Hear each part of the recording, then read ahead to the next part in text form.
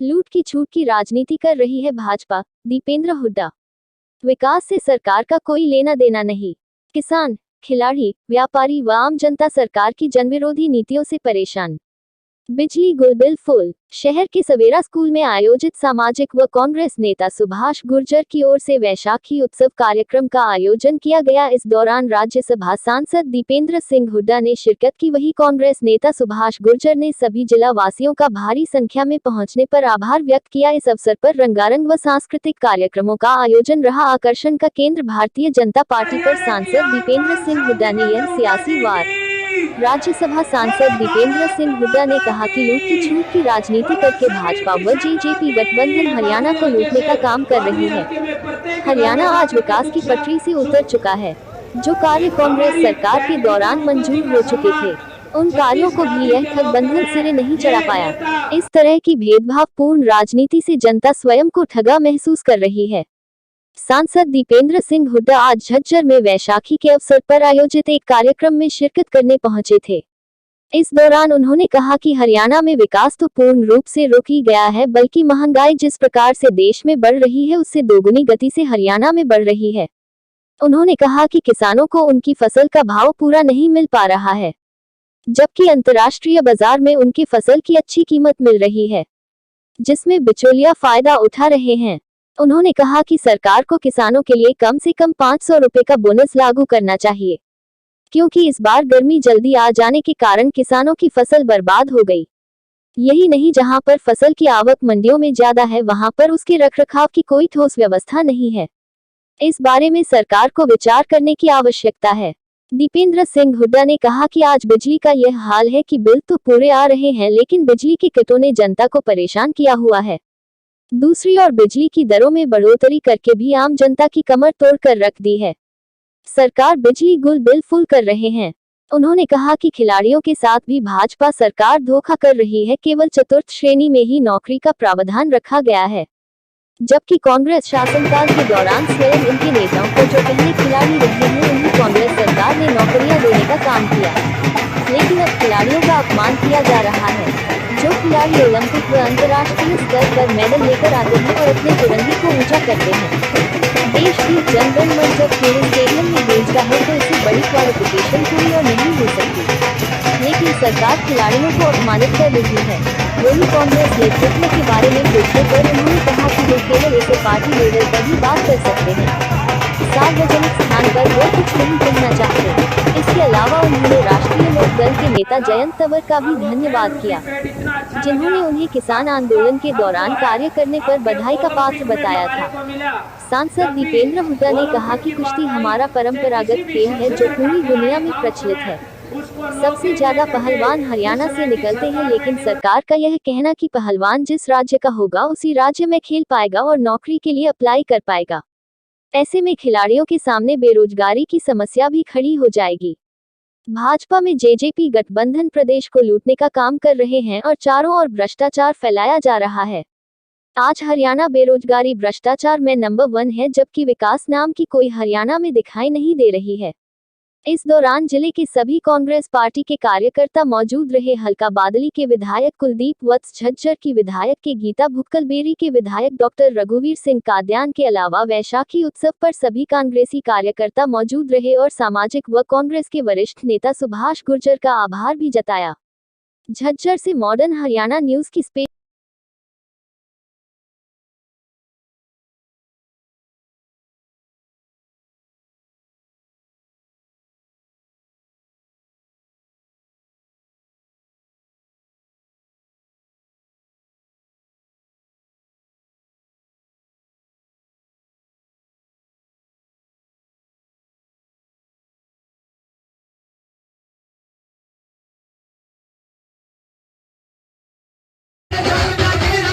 के लिए आने वाले समय में संघर्ष करना चाहिए कि नहीं चाहिए। हरियाणा को दोबारा से पटरी में लाने के लिए दोबारा से मेहनत करें कि नहीं करें, मैं आपसे पूछना चाहता हूँ, क्योंकि ये मेरा घर है। देखो, ये मेरा घर है, मेरा परिवार है। हो सकता है मेरा जन्म हो सकता है रोहतक मेडिकल कॉलेज में हुआ हो, मगर वो मेरी जन्मभूमि हो सकती है, लेकिन अगर मेरी कर्म भूमि है बचपन से लेकर आज तक। तो भाई ये झज्जर मेरी कर्म भूमि है और आपने बचपन से लेकर आज तक आपने सरकार में भी देखा है, आपने विपक्ष में भी देखा है, आपने सरकार से पहले भी देखा है। मैं आपसे पूछना चाहता हूँ, सब पहले में और सरकार में और बाद में आपने कभी मेरे में कोई फर्क देखा? मैं आपसे पूछना चाहता हूँ। तो भाई आपने पाल पोस के बड़ा किया है। तो ये मेरा घर परिवार है, आज सारा परिवार बैठा है। कोई भी काम शुरू करे, कोई भी संघर्ष शुरू करे, कोई भी लड़ाई लड़ी जाए राजनीतिक, तो सबसे पहले अपने घर परिवार से पूछ के कदम बढ़ाए जाए तो सफलता मिल सकती है। मेरा घर परिवार मेरे आगे बैठा है, मेरे लिए आप सब कुछ हो। मैं तो अपना सब आप लोगों के बीच में जो मेरा जो कुछ है, मेरी जो कमाई है, मेरा कोई बैंक बैलेंस या कोई कमाई नहीं, जो है वो आप हो। मैं आप सबसे पूछना चाहता हूँ कि ये आप कहो तो एक बार इस हरियाणा को दोबारा से तरक्की के रास्ते पे लाने के लिए, विकास के रास्ते पे लेके जाने के लिए, देश में दोबारा सबसे आगे प्रदेश बनाने के लिए और अपने नौजवानों के भविष्य के लिए आप हो तो ये लड़ाई लड़े और ये संघर्ष करें। एक बार हाथ उठाकर अगर आप इस नए लड़ाई में संघर्ष में आपका साथ के बब्बर शेर की ये आपको विश्वास से एक बात कहना चाहते हैं। आज मैं पूरे प्रदेश में चुनाव चिन्ह तो चाबी था, लेकिन ताला चाइनीज था, आगे नहीं था ताला चाइनीज। उस पार्टी को साथ में उस पार्टी के साथ समझौता किया। हमने कहा उस पार्टी को, हुड्डा साहब का बयान आया कि लोग नहीं चाहते इस सरकार को दोबारा बनाना, लोग चाहते हैं हरियाणा दोबारा विकास के रास्ते पे आए। आप सामने क्या हुआ क्या नहीं हुआ मुझसे ज्यादा आप जानते हैं। आज अगर हम किसी भी पैमाने पे इस सरकार की कार्यशैली को देखें तो इस सरकार ने हरियाणा की अर्थव्यवस्था को हर परिवार के घर के बजट को पटरी से उतारने का काम जिस कदर किया, विकास को हरियाणा के विकास को पटरी से उतारने का काम जिस तरह किया है, आज हर वर्ग, महंगाई, बेरोजगारी और कानून व्यवस्था जैसी परिस्थितियों में हर वर्ग जिस प्रकार से परेशान हुआ है, आज वो आपके सामने बड़े बड़ी बातें कह के सरकार बनाई गई थी। लेकिन आज इस सरकार से जवाब मांगने का, सवाल करने का समय आ गया, क्योंकि जब कभी कोई सरकार बनती है, कुश्ती ना सिर्फ एक हमारे देश का एक परंपरागत खेल है, लेकिन इसके साथ साथ दुनिया का भी सबसे पुराना अगर खेल जिनमें माना जाता है। अगर आप जब ओलंपिक्स की खेलों की शुरुआत हुई, अब आप ग्रीस में जाके अगर रिकॉर्ड देखेंगे तो आपको जो है ग्रीको रोमन स्टाइल की कुश्ती का वहाँ पे विवरण मिलेगा। इसके साथ साथ एक और जो गलत नीति आई है, जिसको मैं भारत सरकार को कहना चाहता हूँ, इसको नीति को बदले। ये आपने कुश्ती से जुड़ी हुई बात कही कि कुश्ती में अब ये आया है कि भाई जिस स्टेट में जन्म है केवल उसी स्टेट से खेल सकते। आज क्या है कि देश में जितने भी जैसे कुश्ती हैं उसमें 70-80% हरियाणा के हैं। तो हरियाणा के बहुत से जो अच्छे अपना रेसलर्स हैं वो बाकी स्टेटों में कोई जॉब करने के लिए या कोई पढ़ने के लिए, कोई दिल्ली, कोई उत्तर प्रदेश, कोई राजस्थान, वहाँ की टीम्स में भी अपने हरियाणा के बहुत से, तो उसमें अगर ये लिमिटेशन है, इससे बड़ा नुकसान देश को होगा। मैं हरियाणा के रेसलर्स की बात नहीं कर रहा, देश पे बड़ा नुकसान होगा, क्योंकि सारे अगर केवल हरियाणा से ही कर पाएंगे तो सरकार इस पर पूर्ण विचार क्या देखिए। प्रश्न हरियाणा के अंदर जिस सरकार ने हरियाणा का भट्टा बिठा दिया, आज मैं इस सरकार से पूछता हूँ, क्या हरियाणा बेरोजगारी में नंबर 1 नहीं है देश में? आज क्या सबसे ज़्यादा वैट और सबसे ज़्यादा महंगाई हरियाणा में नहीं थोपी हुई है आपने? तो देश में ही महंगाई बेकाबू हो गई, लेकिन हरियाणा के अंदर आज क्या भ्रष्टाचार का ये आलम नहीं है कि जेजेपी और बीजेपी दोनों खुली छूट मिली हुई है। और लूट की छूट के आधार पे क्या सरकार नहीं बनी? तो आज प्रश्न इस बात का है कि हरियाणा के भविष्य को बचाया जाए और उसकी लड़ाई हम लोग लड़ रहे हैं। धन्यवाद। शहजादा के इस्तीफे की लगातार चर्चा रही। कांग्रेस पार्टी का के विषयों के बारे डिमांड में है और जिससे नुकसान भी हो रहा पार्टियों कहीं ना कहीं सनी जी संगठन को आप लेकर लोग कोई मेरे लिए नई नहीं हो, मैं भी आपके लिए नया नहीं हूँ। आपको पता है इस मामले में मेरा एक ही जवाब है।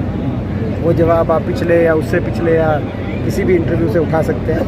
कांग्रेस पार्टी के संगठनात्मक विषयों पे मेरे को अगर कोई अपनी विचार देना होगा या बात रखनी होगी तो मैं अपने पार्टी के प्लेटफॉर्म पे रखना सही मानता हूँ, क्योंकि मैं खुद कांग्रेस वर्किंग कमेटी का सदस्य हूँ जी। मेरे को अगर कोई बात कहनी होगी या कोई कमेंट करना होगा तो मैं वहीं रखूँगा। आपको भी पता है मेरा ये जवाब आना था जी। जज्जर कहा कि हरियाणा में चुनाव लड़ेंगे, तो किस तरह से देख रहे हैं? देखिए, जो राष्ट्रीय लोकदल के जयंत चौधरी जी हैं वो आए परसों हरियाणा में और उन्होंने राजनीतिक दलगत राजनीति से ऊपर उठकर उन्होंने जो मेरा नाम लिया और मेरी प्रशंसा की किसान आंदोलन में। उन्होंने जैसे कहा कि जिस रूप में मेरा नाम लिया और मेरी प्रशंसा करी किसान आंदोलन के अंदर, मैं दलगत राजनीति से ऊपर उठकर मैं उनका आभार व्यक्त करता हूँ, क्योंकि कई बातें और कई संघर्ष राजनीति से ऊपर होते हैं। ऐसा ही किसान आंदोलन था और किसान के हितों की बात हो तो आगे कोई संघर्ष की बात हो तो मैं समझता हूँ कि हम लोग आगे भी हर बात से ऊपर उठ के किसान के हकों के लिए संघर्ष साथ करेंगे। वो आए, उन्होंने एक ऐसी शिष्टाचार की बात करी खेड़ी चोपटा धरने में, जबकि उनका दल और हमारा दल आपस में चुनाव लड़ा था उत्तर प्रदेश में, फिर भी जो उन्होंने मेरा नाम लिया, मेरी प्रशंसा की। पास की नौकरी था उस पर कैंसिल किया गया। अब जो है ये आरोप लगा रहा है कि ये फर्जी डिग्री लेकर आए हैं, उनकी नौकरी में भी छटनी कर दी। देखिए, मैं कह रहा हूँ कि वो तो चलो एक कानून इन्होंने बनाया कि क्लास ए को छोड़ ABC केवल 4th क्लास में खिलाड़ियों को नौकरी देंगे, मगर मैं ये पूछना चाहता हूँ 8 साल में किसको दी? अब जब खिलाड़ी सड़क पे आए तो कह रहे हैं कि वापस लेंगे, लेकिन 8 साल में लगाए नहीं कोई खिलाड़ी, और छटनी भी कर रहे हैं। और जो लगाए गए ग्रुप डी में उनको व्यापक स्तर पे उनकी छटनी की जा रही है। तो नियत ही ये है इनकी, इस सरकार की, कि भाई किसी तरीके से खिलाड़ियों को रोज़गार ना मिले। जो हुड्डा साहब के, क्योंकि उनके नाम के साथ वो नीति जुड़ी हुई है जी, पदक लाओ पद पाओ, जिससे मैं ये कहना चाहता हूँ केवल हरियाणा नहीं देश का नाम गौरवान्वित हुआ था। और 750 खिलाड़ी जो उस समय भर्ती हुए थे DSP से लेकर सब इंस्पेक्टर की अलग अलग पदों पर, और उसमें कोई भेदभाव या पक्षपात नहीं, उससे बड़ी मेरिट नहीं होती। जो खिलाड़ी दुनिया के पटल पे तिरंगे झंडे को और ऊंचा लेके जाने का काम करे, जनगण मन जहां सुनाई दे ओलंपिक में, एशियाई में, उससे बड़ी क्या मेरिट है? ये सरकार मेरिट की बात करती है, लेकिन उन खिलाड़ियों को जो हमारी नीति थी 750 खिलाड़ी, जिसमें भाजपा में शामिल हो चुके योगेश्वर दत्त, भाजपा में शामिल हो चुके बबीता फोगाट, और इनके स्वयं खेल मंत्री संदीप सिंह भी उस समय जो भर्ती किए गए थे DSP पदों पे, उससे बड़ी क्या मेरिट है? वो आज ये तीनों बता दें कि वो मेरिट ठीक नहीं थी, लेकिन अगर वो ठीक थी तो उसको बंद क्यों किया गया 8 साल तक? खिलाड़ियों को क्यों वंचित रखा जा रहा है? कि हरियाणा के अंदर हुड्डा सरकार के समय शिक्षा और खेल दो तरफ हमारा ध्यान था, ताकि हमारी युवा पीढ़ी एक अच्छे भविष्य की तरफ बढ़े। इनके समय बेरोजगारी, अपराध और नशे की तरफ इन्होंने युवा पीढ़ी को धकेलने का काम किया है। कि मंडियों में खरीद की व्यवस्था सरकार करे ढंग से। कई मंडियों में आवक ज़्यादा आ चुका है और उठान हो नहीं रहा, किसान दर ठोकरे खा रहा है। और इसमें महत्वपूर्ण ये हमारी मांग है जो आज आप लोग के माध्यम से, कि गेहूं पे इस साल बोनस डिक्लेयर करे सरकार। क्यों करे मैं बताना चाहता हूँ। एक तो यील्ड कम हुआ है, समय से पहले गर्मी बढ़ी, जिसकी वजह से हर प्रति एकड़ आप किसी भी किसान से पूछोगे तो आपको बताएगा गेहूं की पैदावार कम हुई। और पैदावार कम हुई है। और अंतर्राष्ट्रीय बाज़ार में क्योंकि रूस और यूक्रेन की जो लड़ाई है उसकी वजह से गेहूँ आज 3500 और 4000 पे है गेहूँ का रेट। हमारे यहाँ 2015 MSP है, तो लगभग दुगना मिल रहा है अंतर्राष्ट्रीय बाज़ार में। तो ये बिचौलिए बीच में इसमें बहुत मुनाफा कमाने वाले हैं। सरकार कम से कम जो है एक बड़ा बोनस डिक्लेयर करे, मिनिमम 500 रुपये का बोनस गेहूं के लिए, किसान के लिए डिक्लेयर होना चाहिए। ऐसी मांग हम करना चाहते हैं। मंडियों की व्यवस्था सुधारे, खरीद की, और बोनस डिक्लेयर करे। खिलाड़ियों को जिस तरह से को जो विकास से है रोका गया है, इस तरह के आरोप लगातार मैडम ने भी लगाए हैं और आप भी लगातार भेदभाव की जो जी भेदभाव ये बड़ा भारी भेदभाव, और हम बड़े प्रोजेक्ट नहीं कह रहे, बल्कि मैं कई बातें जो है सारी बात स्टेज से कह भी नहीं सकते। छोटे छोटे जो हमारे विकास कार्य, मंजूर शुदा विकास कार्य, मैं सबसे बड़ा उदाहरण जैसे छुचकवास का हमारा बाईपास 8 साल हो गए इस सरकार को, मंजूर शुदा हमारे समय में मंजूर स्वयं मैंने कराया NCR प्लानिंग बोर्ड से। उसका सेक्शन 4 और 6 भी हो गए थे, मतलब एक ज़मीन एक्विजिशन की भी कार्रवाई उसकी हो गई थी, लेकिन आज तक उसको अंजाम नहीं चढ़ा पाए। तो आप सोच सकते हैं कि उससे क्या ज़रूरी काम होगा। और ये इनको नया नहीं था, कि ऐसा नहीं था इनको नया मंजूर कराना था। वहाँ से लेकर और एम्स बाड़सा में आने वाले 10 अस्पताल जो बनने थे, वहाँ तक पूरे, अगर हम जजर की बात नहीं तो एक एक गाँव के, हम सुबाना बाईपास, स्कूलों, कोई कॉलेजों की बात लें, इस सरकार का ध्यान पूर्णतः लूटने पे है लोगों को। कोई नया काम इन्होंने किया नहीं, प्रदेश को विकास की पटरी से उतारने का काम किया। बिजली के बारे में भी मैं कहना चाहूँगा आज कि आज बिजली महंगी और आ भी नहीं रही।